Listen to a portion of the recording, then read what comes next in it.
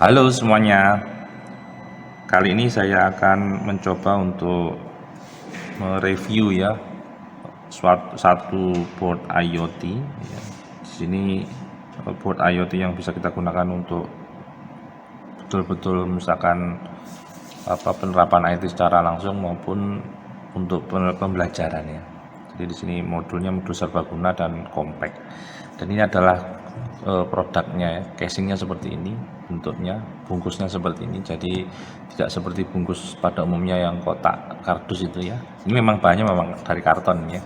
Cuman bentuknya adalah silinder, ada penutup di atas dan di bawah. Oke, langsung kita buka saja ya apa yang ada di dalamnya. Ini ada 1, 2, 3, ada 3 item ini ya, ada 3 item. Jadi satu IoT modulnya, kemudian ini sensor ya, sensor tambahannya yang bisa kita gunakan untuk eksperimen IoT. Oke, kita bicara dulu, kita lihat dulu ya buku modul IoT-nya. Ini bentuknya seperti ini. Dan kalau kita lihat di sini ada deskripsi fitur-fiturnya atau part-partnya. Ada di sini, ada sensor LDR, buzzer dan seterusnya, bisa dilihat di tabel ini cukup banyak nih. Kemudian di sini ada koneksi pin GPIO yang terhubung dengan ESP32. Di sini ESP32 nomor 13. Microcontrollernya menggunakan ESP32. Ini adalah petunjuk pengoperasiannya, singkat saja. Ya, di sini to the point. Jadi bagaimana mengunduh dan menginstal Arduino IDE ya, kemudian menginstal library-nya, kemudian board ininya ya, board manajernya ya, agar nanti bisa kita pilih ESP32 jenis development module.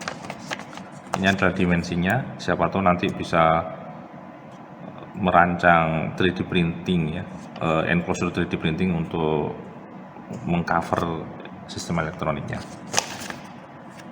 Simpel ya, buku manualnya cukup simpel. Kemudian selanjutnya ini kita langsung buka ya, apa itu IoT modul yang ditawarkan.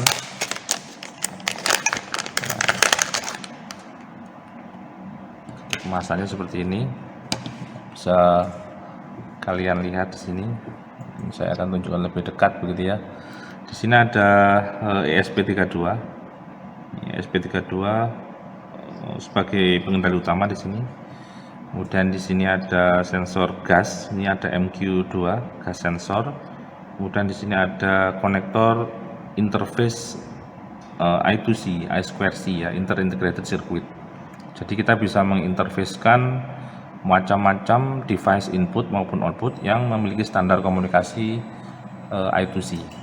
Dari sini ya, di sini ada 4 pin.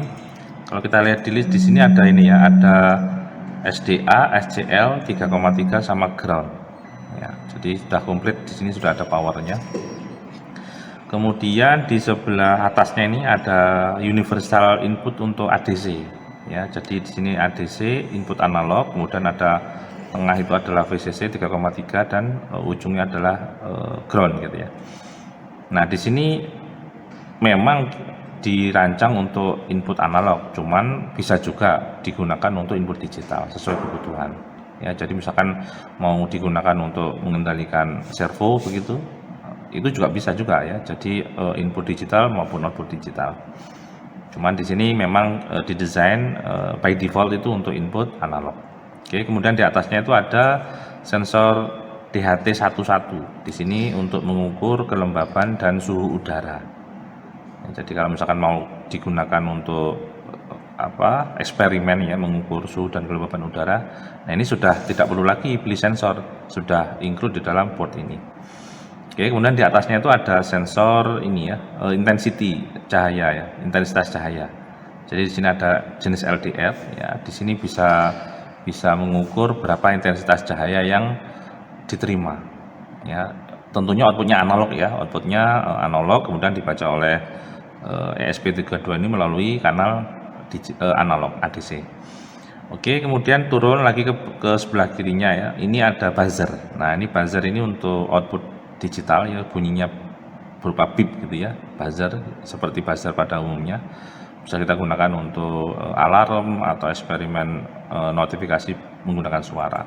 Kemudian di sini ada relay. Oh ya, sebelah sini ya, konektor sebelah sini. Ini untuk konektor kok ini one wire ya, jadi untuk komunikasi dengan piranti-piranti yang menggunakan protokol one wire ya. Contohnya ini misalkan ya, kita by default ini digunakan untuk DS18 S20 ya. Nah, ini termasuk di dalam paketnya. Di sini sensornya, di sini ada sensor temperatur DS18S. Nah, itu bisa kita gunakan untuk membaca suhu kontak ya, bukan suhu udara, melalui port ini, sehingga ini di sini ada deskripsinya, ada di sini data 3,3 volt dan ground. Ini data 3,3 dan ground. Ini ada ya di bagian belakang. Jadi kalau kalian melihat sebaliknya begitu, ada keterangan pinnya. Jadi tidak usah khawatir, di situ ada petunjuknya. Oke, kemudian di sebelah bawahnya itu ada terminal saklar di sini ya, SPDT, single pole dual through gitu ya. Jadi satu induk dua anak. Jadi di tengah ini adalah COM, di sini di atasnya itu NO ya, normally open, terus di bawahnya adalah normally close. Nah, ini adalah siapa yang men-switch itu berupa relay yang warna kuning ini. Ini relay. Jadi relay ini 3,3 volt gitu ya. Cuman dia bisa men-switch arus cukup besar ya, cukup besar.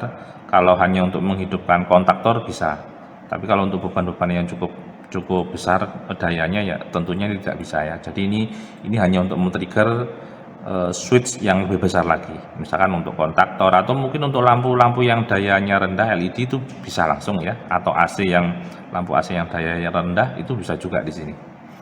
Ya, jadi yang perlu diperhatikan adalah daya beban yang akan di switch. Jadi kalau terlalu besar ya jangan menggunakan ini. Ini cukup men-trigger kontaktor yang mampu menggerakkan beban yang lebih besar. Oke, kemudian bawah lagi di sini ada konektor untuk UART ya, Universal Asynchronous Receiver Transmitter. Jadi di sini ada RX, ada TX, ada VCC 3,3 dan ground. Jadi misalkan ini bisa kita gunakan untuk komunikasi dengan piranti-piranti yang memang menggunakan protokolnya UART ya, atau piranti-piranti yang misalkan menggunakan RS485 Modbus ya. Jadi seperti itu bisa dikoneksikan di sini. Cuman perlu diperhatikan bahwa di sini level tegangannya adalah 3,3, sehingga kalau misalkan mau diinterface dengan piranti luar yang tegangannya di atas 3,3 ya tentunya perlu level adapter ya. Nah, itu kan banyak dijual di pasar. Oke, kemudian di sini ada port external power supply ya, external power supply. Misalkan kalau dari USB ini tidak mencukupi, dari supply USB tidak mencukupi, kita bisa menggunakan ini, dan ini besarnya adalah maksimum 5 volt ya. Jadi antara 3,7 sampai 5 volt. Jadi boleh 3,7, boleh 5 volt, tapi tidak boleh lebih. Oke, nah kemudian yang ini ya, yang mencolok sekali, yang gede ini adalah sensor gas MQ2 ya, untuk deteksi gas alkohol. Ini dedicated ya, jadi tidak bisa diganti-ganti sensornya kecuali melepas ini. Ya, jadi di sini digunakan untuk mengukur konsentrasi gas jenis alkohol. Ya, ini sebetulnya untuk eksperimen untuk ini ya, untuk belajar bersifat eksperimen begitu ya. Nah, ini jenisnya kebetulan adalah MQ2. Dan ini adalah USB untuk programming ya, untuk programming atau debugging atau untuk monitoring data melalui komunikasi serial. Nah, seperti itu ya gambaran mengenai IoT modul versi 1.0 ini. Nah, di pin setiap soketnya tadi ini ada keterangan ya, keterangan petunjuk ini jenis pinnya itu untuk apa gitu ya, apakah untuk data atau VCC atau ground. Di sini juga ada tabelnya ya, tabel kecil begitu ya, memang tulisannya kecil sekali di sini. Di sini menunjukkan alokasi GPIO untuk setiap fungsi tadi. Ya, misalkan relay tadi berapa GPIO 12, buzzer 33, kemudian ini untuk LED NeoPixel. Oh iya, tadi ada yang kurang ya di sini. Ada LED NeoPixel di sini ya, RGB, red green blue di sini. Jadi di sini sudah mengandung 3 warna, red, green, blue. Jadi ketika mau menampilkan warna yang selain red, green, blue ya bisa dikombinasikan dan intensitasnya bisa diatur ya dengan komunikasi single wire tentunya menggunakan ESP32. Oke, nah di dalam ESP32 itu sendiri juga sudah tertanam RTC ya, real time clock, sehingga buat IoT ini bisa kita gunakan untuk pewaktuan menggunakan RTC yang ada di dalam sini. Kemudian di dalam ESP32 itu juga ada sensor temperatur ya, suhu ya, jadi kita bisa memanfaatkan sensor suhu, walaupun di DHT ini sendiri juga ada tadi, yang di DS18S itu juga ada, tapi di sini juga ada, jadi kita bisa memanfaatkan itu.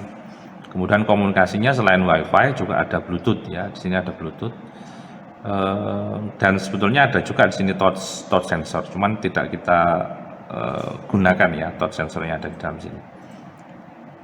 Efek Hall ada ya, efek Hall di dalam sini ada, kita bisa memanfaatkan untuk percobaan ini, untuk uji coba switch menggunakan medan magnet. Oke, itu ya gambaran mengenai IoT modul.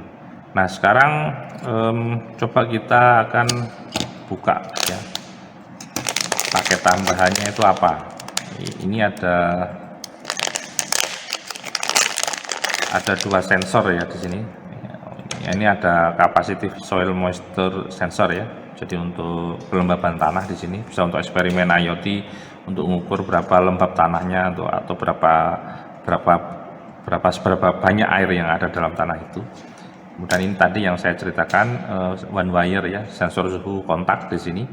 Ini bisa untuk mengukur suhu yang sifatnya kontak ya, bukan suhu udara, tapi kontak. Ya ini bisa untuk mengukur suhu tanah atau suhu benda-benda tertentu gitu. Nah, ini tambahan ya, ini sensor tambahan yang kita bisa hubungkan ke board IoT modul versi 1. Ini contohnya yang capacitive soil moisture sensor ini menggunakan input analog. Jadi kita bisa hubungkan di sini. Gitu ya. Kita hubungkan di sini. Kemudian yang one wire tadi DS18S20 ini bisa kita hubungkan di sini. Gitu ya.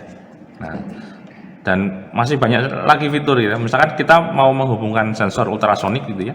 Ultrasonik kan membutuhkan echo dan trigger, membutuhkan 2 pin. Ini bisa kita gunakan yang I2C bisa ya, atau menggunakan UART juga bisa, karena RxTx itu juga bisa kita gunakan untuk GPIO atau input output digital yang I2C juga. Sehingga ini tidak harus tidak harus untuk interface piranti luar yang bersifat I2C saja ya, bisa juga untuk general I/O yang digital tentunya, yang analog khusus memang. Oke ya, jadi seperti itu gambarannya mengenai IoT modul versi 1.0 made in Indonesia. Oke.